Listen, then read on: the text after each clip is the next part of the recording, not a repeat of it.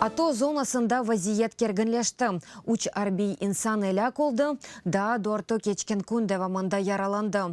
Бұны штаб білдіре. Дженкеверлер 65 кере атеш ачқан еді. Донецк юнелешінде дженкеверлер минатыджы БТР силандырувы гранататыджы ве пулеметлардан пески тарафына атеш ачты. Бұйық калибрлі минатыджылардан опытная ве Луганская ге уджум етілді. Авдеевкаға ве Каменкада Ишгалджилер гранататыджы ве бұйық калибрлі пулеметлардан атеш ачқан еді.